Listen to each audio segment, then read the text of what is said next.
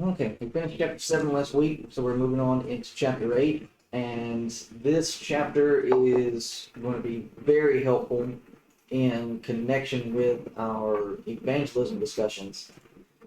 Because in this chapter, we're still dealing with the matters of liberty, and that in these areas, people are left to make their own decisions. These are things that are not intrinsically wrong, they're not morally wrong, they're not sinful within themselves. And so when we consider our involvement in evangelism and trying to bring people out of false doctrine into the truth, just like with what Paul is dealing with in this chapter, you have Gentiles that are involved in paganism, now they're obeying the gospel, and they're having to leave all of these things behind, or these different errors that they have, having to leave those behind. Then it's going to help us with the understanding that, all right, everybody's going to need some time for growth. So we're still dealing with, as I said, matters of liberty. In the previous chapter, what matter of liberty was Paul talking about? Was he having to address? Marriage. All right. What different situations of marriage? Like in the whole chapter? Yeah. Okay. So, married, not married. Married to an unbeliever. Or, go ahead. A wife is bound to her husband as long as he lives, but if her husband is dead, she's free to marry whom she wishes, only in the Lord. Okay. So he starts out just, out at the first, dealing with the actual marriage relationship. And is that wrong any type of way? No, it's not. Going down to the next section about whether to remain married, or become single, or to stay single, or to get married, all of this in the context of what point? What's the determining factor? Because of the persecution going on? All right, present distress. So that's what was going on in that chapter. Now, in this chapter, we're moving on to another subject in dealing with idols and eating meats that are offered to idols. Now, this is a bit difficult for us to understand because we live in a nation that's primarily centered around Christianity and the idea of one true God. So it's difficult for us to picture a society given to just a multitude of gods. Over here on this section, I believe this is, I think this is Hinduism, and just all the different deities that they have. I believe this is, I thought that this was Buddhism, but I'm thinking it's something else. But it's just the idea. You have a god for every single thing that you could possibly think of. A god for, God for famine, a god for fair weather, a god for rain, a god for night, a god for day, a god for death, a god for life. Just ground, the earth, the sky, the mountains, just any possible thing that you could come up with, you have a god for it. And then to take that type of person and bring them into this realm of, okay, there's only one God. And that he is the God that's in charge of all of this. Now, in particular, what they're dealing with is the thing that we're having to put ourselves back into this context, into this day and age. So now just imagine the number of sacrifices that would have to be offered to each deity. You're coming, like you've got, let's say you have 1 million people that are living in this place, and you got all these different gods that you're having to offer sacrifices to. So just like with the Old Testament and the Hebrew law, under the law of Moses, you brought a sacrifice. A portion of that sacrifice would stay on the altar and it would be burned. That was the part that went to God. The priest would take a section of what it is that you are offering, and they would eat that, and then the rest of it would go home with you. So just imagine these false priests that are involved in partaking of the sacrifices. There are so many sacrifices that these priests, these false priests, they cannot consume them all. So what do you do with it? Sell it in the market. All right, you go and you sell it. Now, you take this and you have idolaters that obey the gospel, and they cannot separate the meat from the idol. So this question of eating meats about, this question about eating meats that are offered to idols. Are we able to do that? Would they be able to do it? Would you be able to eat it in your own home? Or even go into a non-believer's home and they eat this meat? Now, the problem that you're running into is that the idolater eats the meat and is thinking about the idol in eating. So what does a Christian do? What's the responsibility that we have? Well, later on, Paul is going to go even deeper in chapter 10 on this same subject matter, and he's saying, well, if you go to the marketplace and you buy the meat, that's fine.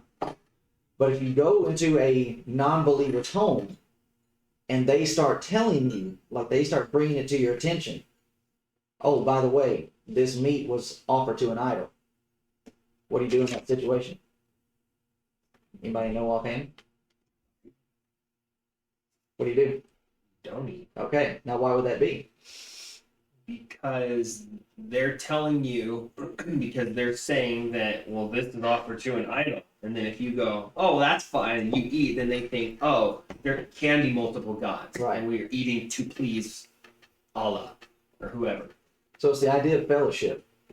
In 1 Corinthians chapter 5, what is one way that we are saying to people, or that we're showing to people that we're not in fellowship? You don't eat. All right, you don't eat with them. So you go into a non-believer's home and they have this meat on the table. Well, if they don't say anything about it, then okay, don't bring it up. Don't even ask about it. Just let it go. But if they start making it a point to where they bring it to your attention as if this is some type of religious situation, then I have to step back from the table and say, well, I'm not going to partake in this because we're not in fellowship like that. So when we're considering these ideas, what we are gaining in application, set aside from the simple application as we just went into that situation or dealing with that situation, all situations are not the same. We get to weigh things out to where we get to make our decisions based upon proper judgment. So in this chapter, we have principles being laid down that will test our Christianity. How do we use our liberty?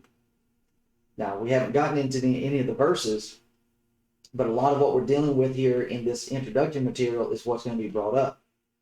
Just because I know a thing is okay and that it's not morally wrong, am I to abuse that? And especially with somebody else that has a weaker conscience. No, I can't do that. I can't just say, well, it doesn't matter if others do not understand. That's their fault. That's their fault. They do not know any better. I can't take that type of mentality. I can't take that type of position. I can't take the position that, well, I will do what I want. That's morally okay, and do not care what others think or say. We're having to take other people into consideration as to what is transpiring and what's actually happening. That everybody's not going to be on the same level that I am, to where I have certain understandings about things, and individuals are needing to come up to that same level of learning. So verse 1. Now, as touching things offered unto idols, we know that we all have knowledge. Knowledge puffeth up, but charity edifieth. So in this first verse, we are answering these previous questions about, well, what am I supposed to do about this? It's my liberty. I can do it if I choose to. There's nothing wrong with it, but here's this other individual that's going to have a problem with it. What regulates my liberty? Love. Charity edifieth. My understanding, my knowledge, not just the fact that I know that something that's in my power to do, but then also my knowledge that this might end up causing somebody else to stumble, is to regulate what I decide to do. Because the last thing that I want to do is to end up bringing somebody else along and then actually pushing them into something that is sinful because they don't know the difference. So here's the situation. You're in Corinth. Here we are in chapter 8, and as we said, chapter 10 is connected to this. So later on, if you want to go and read chapter 10, it'd be beneficial for you to do that. And I probably should have given you a heads up to do that before we came to our class today. But here we are, and we're discussing this idea of eating meats. All right, an idol is nothing. Fine, eat the meat. Oh, well, if I can eat a meat that's offered to an idol, then what could I possibly then do? Go to the temple. Okay. If it's okay to eat the meat that's offered to an idol, what's the difference in going to the temple and eating the meat? Well, there's a big difference. And that you have removed yourself from something that is nothing. Now you've put yourself into a situation where you are potentially extending fellowship. The other people that are there are not going to understand. Like, oh, okay, he's just here. He doesn't have any part in what we're actually doing. They're not going to understand that. They're not going to recognize that. So you don't need to give that type of persona to them. So here we're seeing that at one point a thing may be okay, but then you move it to another stage, into another area, and it's not going to be okay. It just all comes down to having the ability to be able to weigh these things out. So another point to consider when we're thinking about just the fact that this question is being answered. We do not leave our background overnight. The very fact that Paul is having to deal with this matter shows that this is baggage that's coming over from idolaters that are obeying the gospel. Now, that's a good point to be brought out when we consider the Calvinist viewpoint that when you get saved, your nature is changed. Well, if that's the case, then why are we still dealing with this? Because that's not how it works. The Holy Spirit doesn't come upon you and just start working on you internally, and everything that you thought previously and that was wrong is going to be changed instantly. That's not what's happening. This is a process. And so these individuals, they're needing time to grow and to mature. But at the same time, this principle can be abused. To where those that are saying, those that would have the misunderstanding, they want to stay in a stage of immaturity and where they're constantly being offended. Well, that's not going to fly either. The very fact that Paul is writing this section in this letter is so to teach them so they will grow out of it. Okay, we understand that you've got this problem. And knowing that you have this problem, if we need to set aside eating meat for a while until you can get a handle on it, then fine, we will do that. But eventually you do need to get a handle on it. And stop being offended or causing this to cause concern or an issue inside of your conscience to where we can grow past it and deal with other things. So here's where we are. All have knowledge, but knowledge puffeth up. They had information to deal with this. But there is a danger that comes in knowledge, and that's that second point right here in verse 1. Knowledge has the danger of puffing up. And has that not already been shown as a major problem inside of Corinth? Chapter 4 and verse 6, he says about them, you who are puffed up for one against another. Chapter 4 verses 18 and 19, now some are puffed up, not the speech of them which are puffed up. 1 Corinthians chapter 5 and verse 2, and ye are puffed up and have not rather mourned. Yes. Which is the reason why they were pinning Paul and Apollos and Peter against each other in the beginning. Well, I was baptized. I know. Okay. And so here's some things to be considered when it comes to knowledge. Knowledge has the tendency to puff up.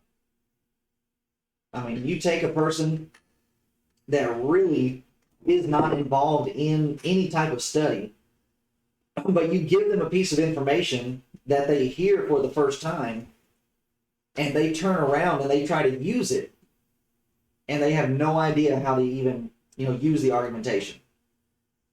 I've seen it many times with individuals inside of the Lord's church that they'll be in conversation with somebody and they will hear something that is true for the first time, and then the very next, assembly time that they have together, whether it be Bible class or whatever, they're trying to use that information.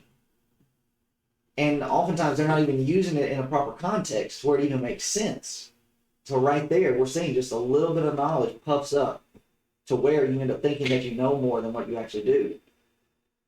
And that's what Paul's going to end up addressing. We need to realize that, yes, we are able to know, but we're not needing to get so built up inside of our own thinking to where we think that we know it all. We need to know, and that's the reason why we have revelation. But with all God has given us, we are limited in what we know. Now, here's another illustration of this idea of knowledge puffing up. The Pharisees were a people that claimed to know. Like, just when it came down to who was the chief of the chief, the Pharisees thought they were it.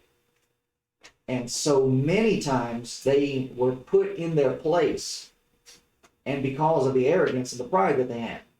Matthew 21 and 23. And when he was coming to the temple, the chief priests and the elders of the people came unto him as he was teaching, and said, By what authority dost thou these things, and who gave thee this authority? So ultimately what the Pharisees are saying is, we are in charge and we did not give you authority to do this. We're in charge of the temple. We're the teachers. We're the leaders. Who do you think you are coming in here and doing these things? Verse 24, And Jesus answered and said unto them, I also will ask you one thing, which if you tell me, I likewise will tell you by what authority I do these things. The baptism of John, whence was it? From heaven or of men? And they reasoned with themselves, saying, If we shall say from heaven, he will say unto us, Why did ye not then believe him? But if we shall say of men, we fear the people, for all hold John as a prophet. And they answered Jesus and said, We cannot tell. Or, in other words, we don't know. Now, here's a group of people that pride themselves on having all the information. And then they want to try to turn around and say, well, actually, we don't know. And he said unto them, Neither tell I you by what authority I do these things. So the idea, the Pharisees claim to know everything. And then Jesus puts them in a dilemma. He ends up pitting them in a corner and showing their dishonesty.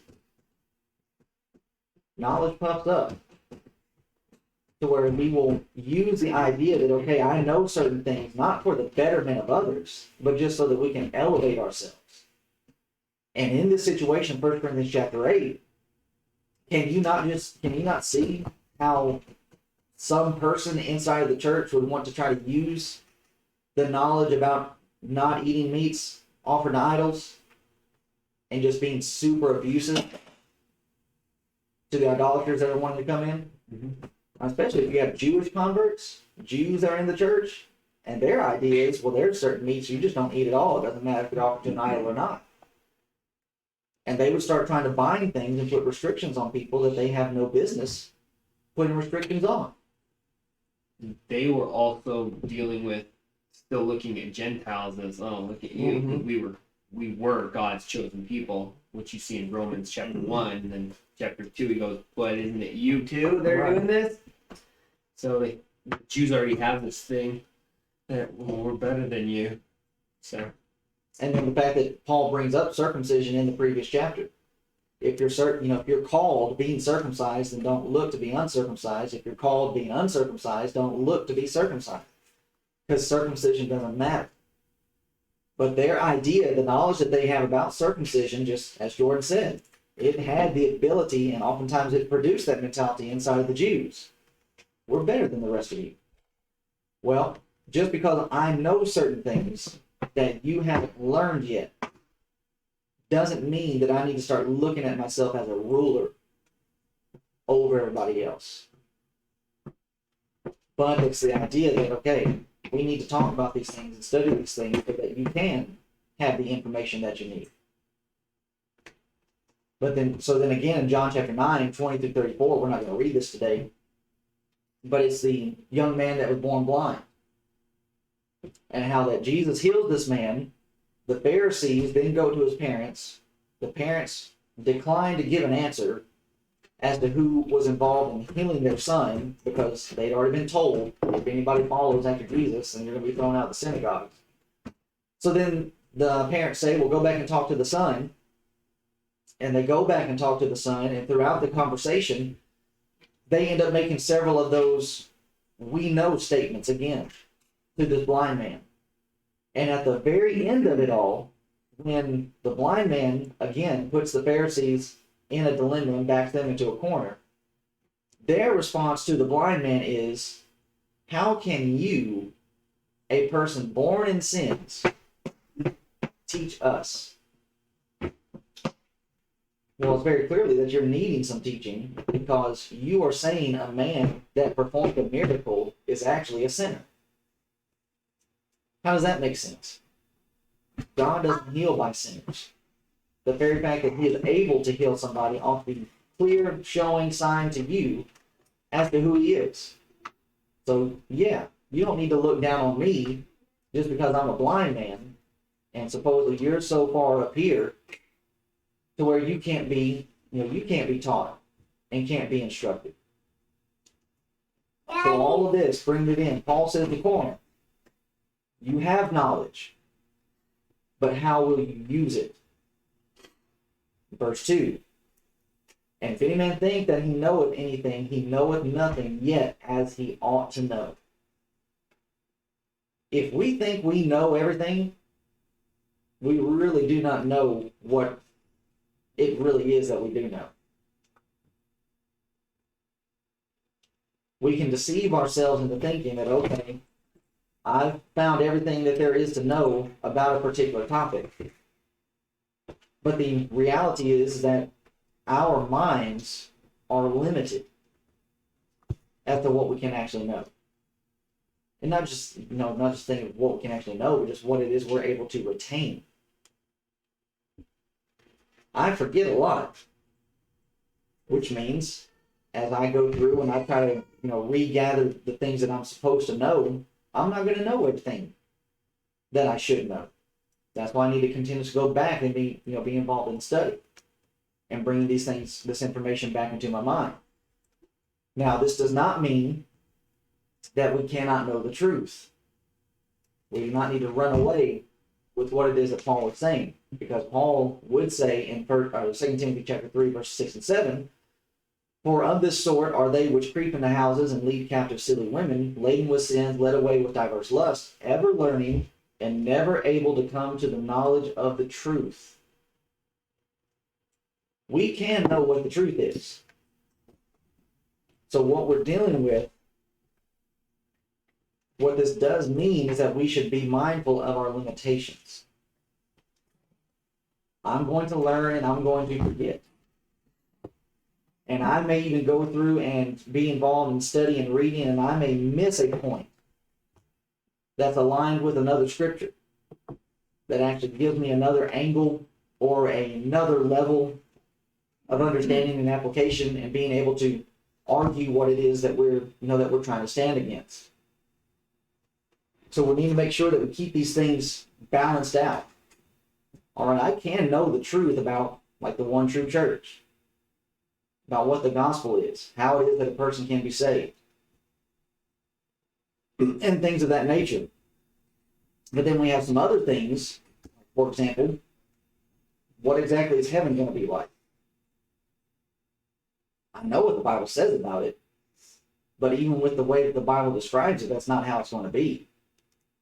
There's not going to be a street of gold in heaven, because heaven is not physical, heaven is spiritual.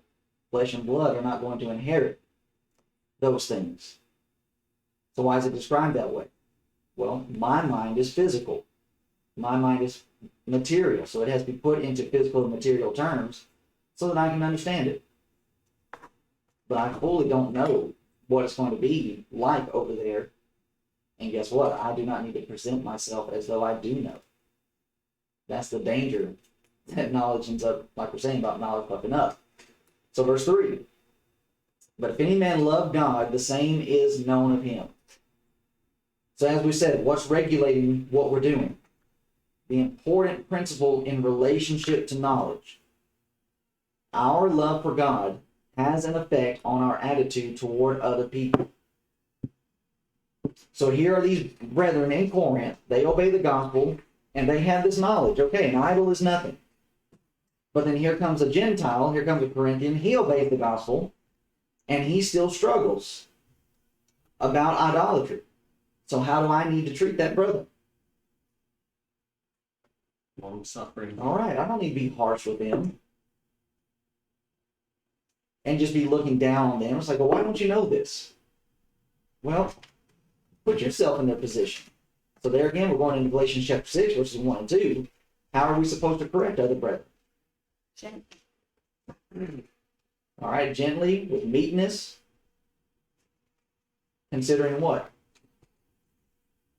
You were once This one says, so that you too will not be tempted.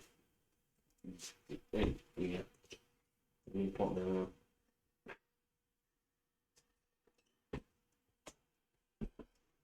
Can't remember verbatim.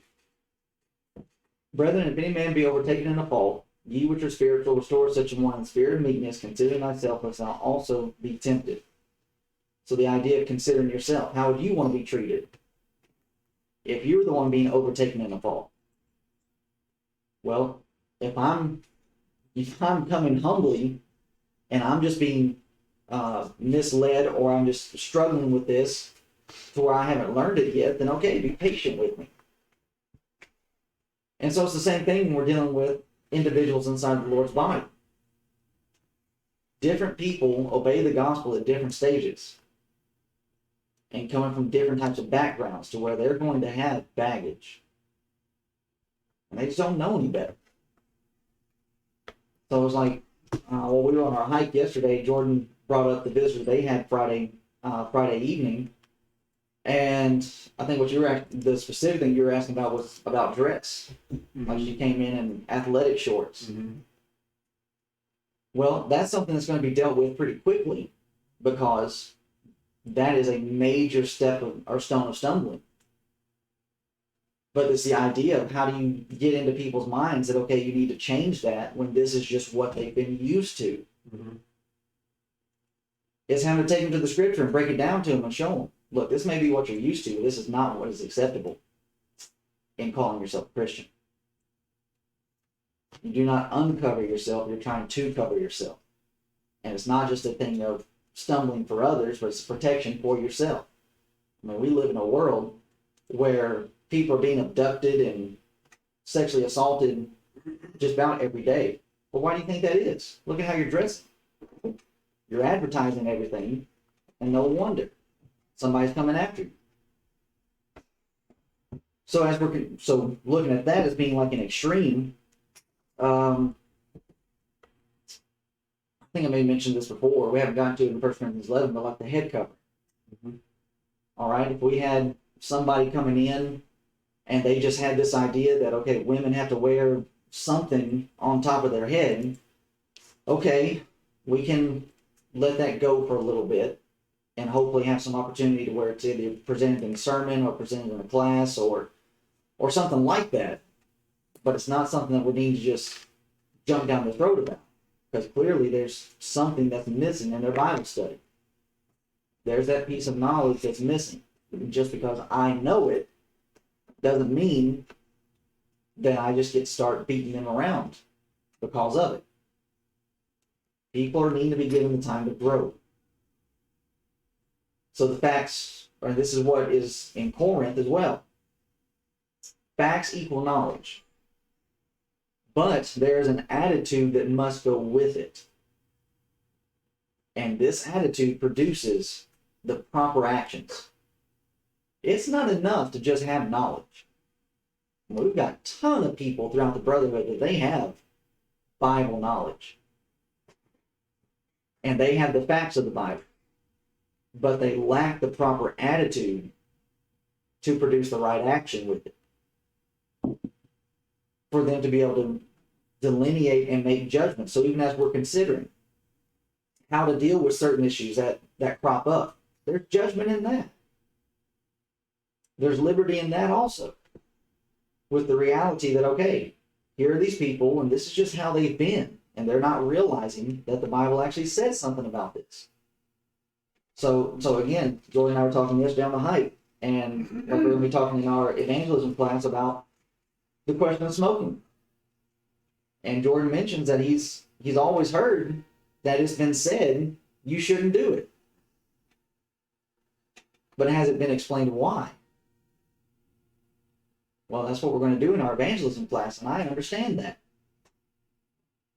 That, okay, with the group here, there may be a lot of things that you've just been told. Don't do this, don't do that, so on and so forth. But you don't really know why it's the case. And maybe there's some things that I know that's need to, take some changes that you don't know. All right? Let's take some time with that. Give some ability to be able to grow in these things and realizing that just because we have brethren here, not everybody's being taught to the fullest degree as they should be. That there's a lack that's being, that's been produced inside of everybody's knowledge.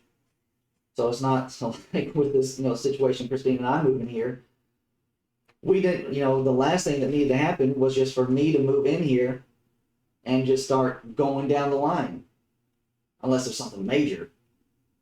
But just going down the line of, well, here's what you need to fix. You need to fix this. You need to fix that. You need to fix that. I'm sure you get tired of it really quick. But it's the idea of, okay, realizing that we're trying to work through this together, and just like what's going on here, give some room, give some grace, and just deal with things as they're being presented. So dealing with this idea again, what's regulating here. If any man love God, the same is known of him. John would write in 1 John chapter 3, verse 11, beginning, for this is the message that you heard from the beginning, that we should love one another. Not as Cain, who was of that wicked one, and slew his brother, and wherefore slew he him? Because his own works were evil and his brother's righteous. Marvel not, my brethren, if the world hate you. We know that we have passed from death unto life, because we love the brethren. He that loveth not his brother abideth in death. To fail to love my brother is fruit showing that God's love has not affected me. And that I need to realize that I come from a pretty special position, from having parents that are Christians, but not only that, but having a father that is a preacher, and being able to have these different principles and different things being shown to me. Not everybody has that. So with me being in a special position, what do I need to do? I need to have that realization. Okay, everybody doesn't have the background that I have, knowing the things that I know. So let's grow together. But even then, there has to be some appreciation on the other side of that event or of that situation, that is being able to realize, okay, this person isn't just coming in and trying to, just run my life. But as it is in the previous section, Paul said about the things that he was teaching them, he said, I'm not doing this so as to produce a burden on you, but I'm doing this for your profit. I'm doing this for your benefit, so as to be able to help you. And if I understand properly how it is that God has loved me and the patience that God has extended to me, then what will I extend to everybody else? I'll extend the same type of patience. I mean, God doesn't expect us to know everything as soon as we obey the gospel. And certainly with the group that we have here, when we have a new sister in Christ, guess what? She's not going to know as much as what other people around the table know. And then even then, the rest of the people around the table, you're not going to know as much as I know. So what do we have to do? Well, that doesn't need to create a pecking order, but it needs to create understanding with everybody. Okay, I don't know as much as I need to know. Teach me something.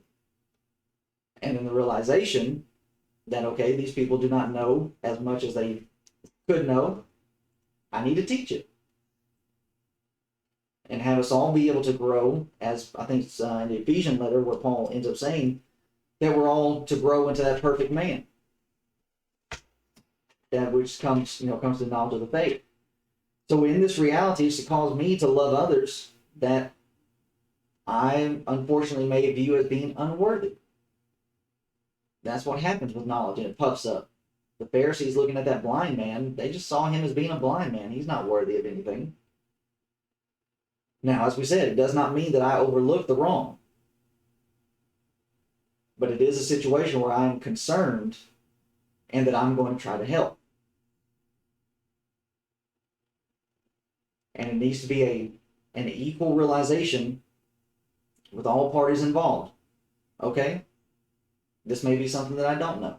Let me hear it. Be able to take it in. And we see this with Paul in 1 Corinthians chapter 4, verse 12 and 13. He's not just preaching it, he practiced it. In labor, working with our hands, being reviled, we bless, being persecuted, we suffer it, being defamed, we entreat. We are made as the filth of the world and are the offscouring of all things unto this day. This love will cause me to be patient towards those lacking in knowledge, that or the knowledge that I might have. Not to be abusive or abrasive in matters of liberty. Now, as we said, we do not behave this way in all matters.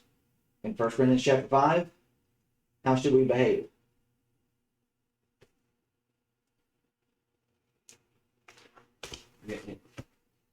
Well, what's the sin in 1 Corinthians 5?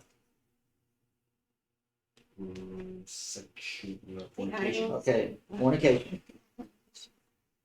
How do we behave in that type of matter? Quick. This is bad. Mm-hmm. And everybody should know it's bad. I mean, Paul says the Gentiles don't even do this. That you're allowed to take place in the church. All right, that situation, we're cutting this out super fast. But these other things, where it's just, this is almost like second nature to you, to where you're not realizing how this is actually being presented, then okay, let's try to work on these things. Let's consider those who of our brethren who forbid certain things. The idea of Bible classes. There are brethren that they don't want to have Bible classes. All the assemblies are together. Okay, fine, as long as you're not binding that as a law, to where you think you found a piece of information that says that people that are having Bible classes, they're in sin. I don't have any problem with that. I don't have any problem with a congregation saying, listen, we don't want to have Bible classes. All right? So if I move to a place and that's where I ended up assembling, how should I treat that? I mean, I think it's fine to have Bible classes. So I go into this congregation and I find out they don't have Bible classes. How should I be? How should I behave? Run in there and tell them they're wrong. It's a joke. Okay. That's how I should not behave. Because that's liberty. Every church is autonomous and is able to set up their assembly how they see fit. Do I see some benefits to Bible classes? Well, sure. Are there some dangers to it? Yeah, you guys have run into that. And if I have an opportunity to sit down with some of those brethren and just ask them, why don't you have Bible classes here, and so on and so forth, and just for them to say, well, we just don't want to do it, whatever. As long as they know that others have the ability to do it, that there is wisdom in it, okay, fine. So another situation, what about those that take the Lord's Supper with 1 cup, 1 loaf? All right, as long as they're not binding that to where anybody, you do it any other way, you're in sin. If I were attending a congregation like that, I'm not going to go in and cause a ruckus. I'm not going to go in and start trying to, divide up over that. Now, there are people on the other side who hold the position of partaking from one cup, they make it their agenda and their mission to go out and condemn others. That's the very thing that Paul is teaching against here. Okay, you have this piece of information that says, you have this knowledge that says, take of one cup. All right, fine. If you want to do that, that's okay. I would say that you have a very big misunderstanding in your knowledge to come across that and say that it's got to be this way. But if that's just what the congregations wanted to do, fine, let the congregation do it. Same thing here, so we're finding other applications to this and not just the idea of eating meats being offered to idols. Congregations are able to set up their assemblies as they see fit. And different ones are not needing to go around and start trying to regulate and make these different rules in so I could gain control over these other congregations and end up going against the teaching that Paul is giving here. So verses 4, we'll go 4 through 7. As concerning, therefore, the eating of those things that are offered in sacrifice unto idols, notice what Paul says here about an idol. We know that an idol is nothing in the world, and that there is none other God but one. For though there be that are called gods, whether in heaven or in earth, as there be gods many and lords many, but to us there is but one God, the Father of whom are all things, and we in him, and one Lord Jesus Christ, by whom are all things, and we by him. So in the grand scheme of things, when it comes to this question, what's the answer?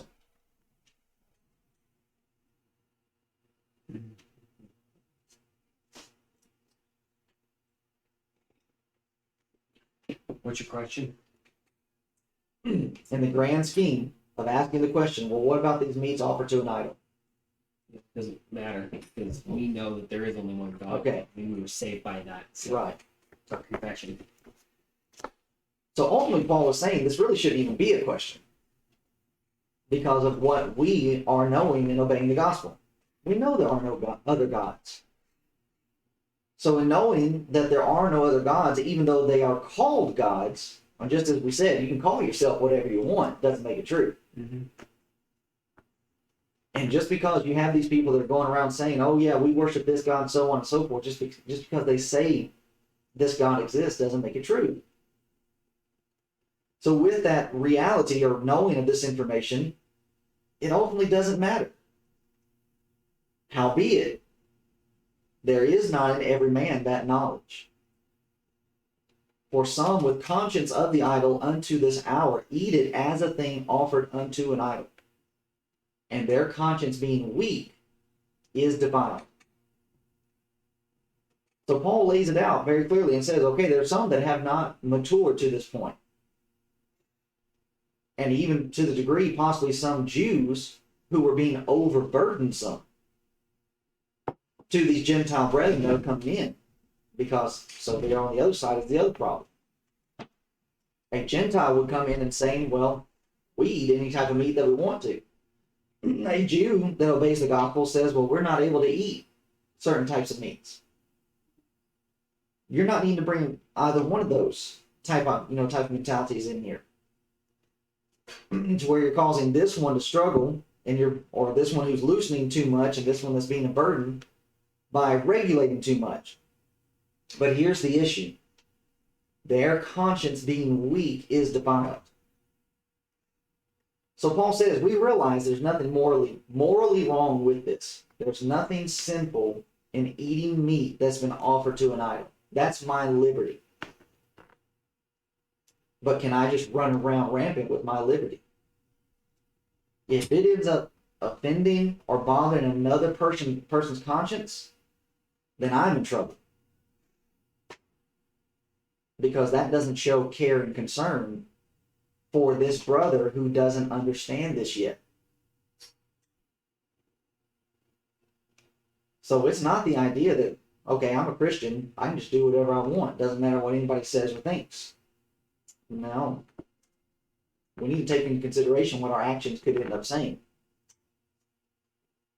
Now that gets tricky because, as we said, some individuals would want to, they would want to try to abuse this I mean, for example, you have some brethren, excuse me, with the matter of, like the matter of Halloween or Christmas.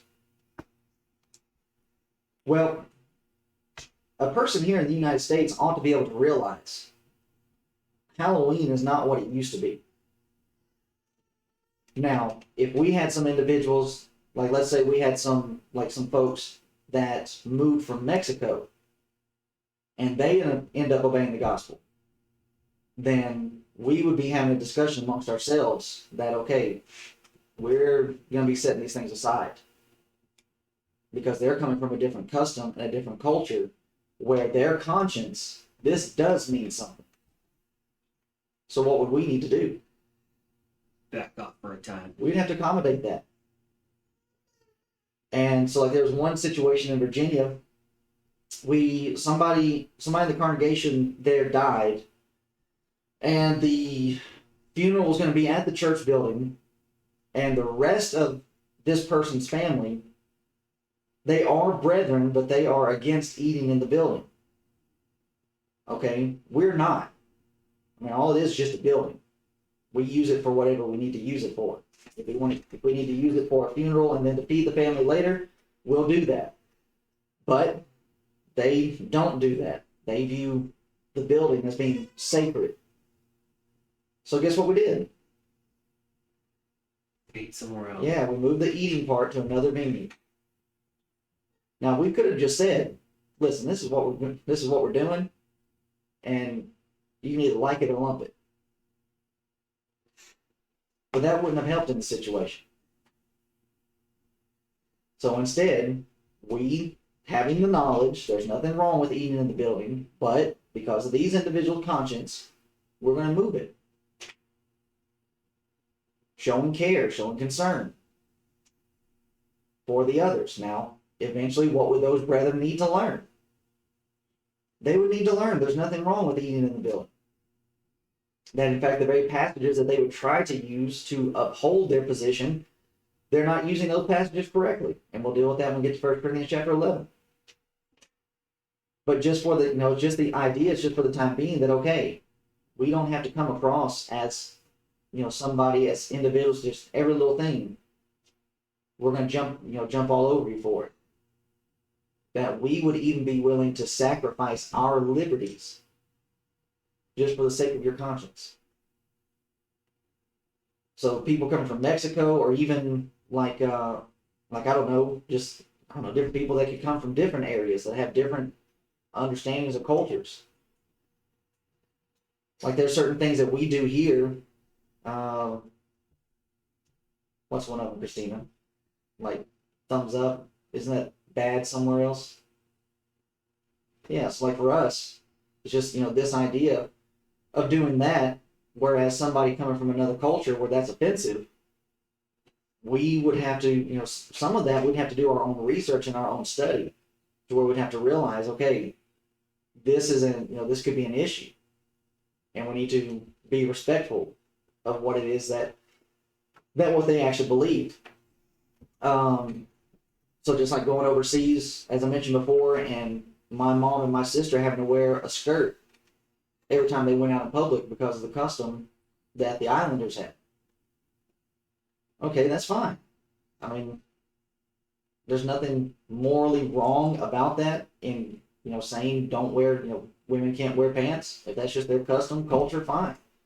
But at the same time, there is going to need to be a growing process that teaches them that, look, if somebody from another custom or another culture comes over and they don't know this, you don't need to start looking at them a certain way.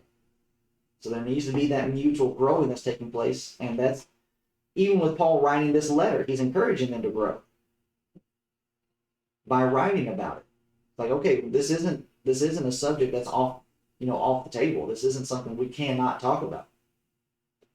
We're going to talk about it, but we're going to talk about it in its proper proper concepts. Verse 8, but meat commendeth us not to God, for neither if we eat are we the better, neither if we eat not are we the worse. So here's the principle. If you eat meat or you don't, it's fine. It doesn't make you any more holy than the other. So, like this afternoon, I don't know what we have fixed for lunch, but I'm sure it's got some type of meat in it. If we had, somebody within the group here that just said, well, I just want to eat vegetables, they couldn't look at us as being more holy or more righteous because, oh, I'm eating vegetables, and that's all. That's not what we're doing here. That's not what establishes righteousness, holiness. You're not any better than the one who goes home then eats the steak. So here's a warning. But take heed lest by any means this liberty of yours become a stumbling block to them that are weak. For if any man see thee which has knowledge sit at meat in the idol's temple, shall not the conscience of him which is weak be emboldened to eat those things which are offered to idols? So we need to be mindful that, okay, somebody is watching us and they see a certain way that we behave, and that's going to embolden them to go and do something else. So we need to be mindful that we are setting up the best standard, the highest standard that we can. Because somebody's going to come in and see, oh, well, here's what this person's doing, and if they're doing that, then I can do something else. And that's not what we need to do. Because if you end up doing that, then you're going to have a big mess on your hands. And trying to rein all of that in. Verse 11, he goes on and says, and through thy knowledge shall the weak brother perish for whom Christ died. But when ye sin so against the brethren and wound their weak conscience, ye sin against Christ. Wherefore, if meats make my brother to offend, I will eat no flesh while the world standeth, lest I make my brother to offend. Now, these are some strong words that Paul is using here. The idea that I'm needing to watch my step to the degree that if I did something that hurts a weak brother, who's going to be held accountable? You. I'm going to be held accountable. That I, in fact, sin against the brother and wound their conscience, and I sin against Christ. And so there again, it's going back to the reality of, okay, Christ died for me, and he also died for this other brother. And just because this weak brother doesn't know the things that I know, doesn't make him any less than me. Doesn't put him on a level below me. Christ died for both of us. But it's just the understanding that I need to have that, okay, this brother is weak in this area, so I need to watch my step that I'm putting forth the best influence in front of him. And that opens up all kinds of categories. As to how we talk, how we dress, just how we, just behave in a general sense around these individuals. These people that obey the gospel, a lot of them are going to come in to the church realizing, okay, there's a lot that I don't know. And guess what the major way they're going to learn stuff is? By watching what the rest of us do. And so we need to be mindful and cautious of that in realizing that, okay, and everything that I'm trying to do, I'm trying to put forth the best effort and set forth the best influence. That I'm not actually going to end up doing something that is of such a degree that's going to end up emboldening them to go further than what they should actually go. And, seeing as how we're on this topic, we'll take some time in our evangelism classes, like we're dealing with smoking this time, we'll deal with alcohol the next time, and we'll deal with some other topics to where it's like, okay, these are things we need to watch out for, because if we're not mindful of these things and how other people think, it can actually end up causing them to take it a step further into something that is, in fact, harmful and sinful and not need to be participated in. But the ultimate goal, the ultimate aim that Paul is going through, which is the same thing that he's been discussing, is that everything that's being done inside the Lord's body, inside the church, is for edification.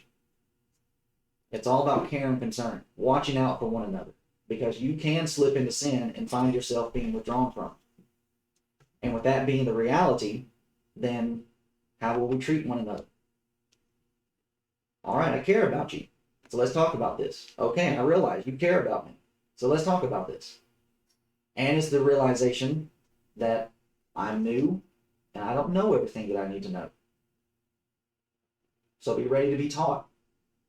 Be ready to be instructed. And if you have any questions about it, ask your questions. And in going through it, with me being the teacher and you asking questions, I don't need to get all bent out of shape like we saw with the Pharisees, where they were being asked questions. Well, okay, explain yourself better. What do you mean explain myself better? It doesn't need to be like that. It's all about care and concern that we have for one another. So, any other thoughts, comments?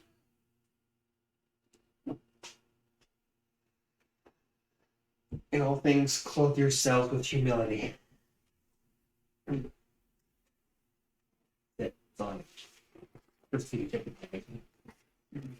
All right, then. We will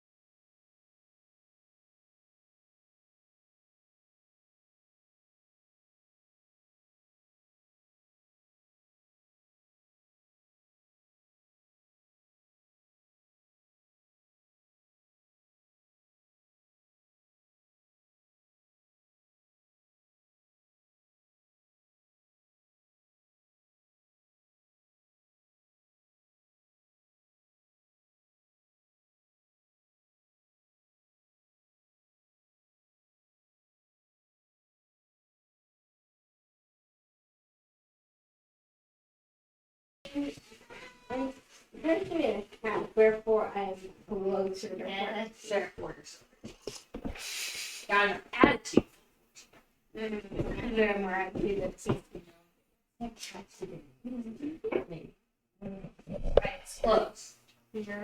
only 12. You're smaller than 12 girls. I know. 12 girls. I quit drawing when I was like 12. So yeah. Did you taste their coffee on the road? Coffee actually does not. I actually heard that coffee does not.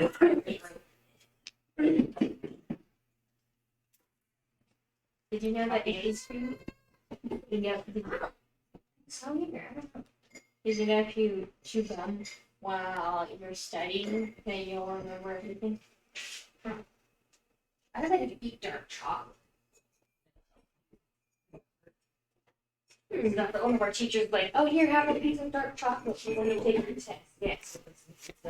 So you didn't want an excuse. Here, have a piece of chocolate before you take the test. So you know, I was like, I don't care. I would always give us gum. I think Ellen gave us chocolate. Chew gum while you're learning something, and then choose big flavors and stick it all.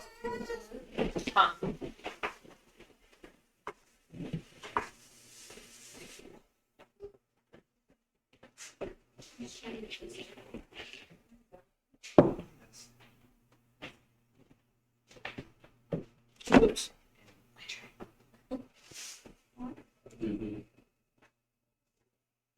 You wanting to I don't know. It's mainly about the screen that I'm worried about, so that people are actually able to read it.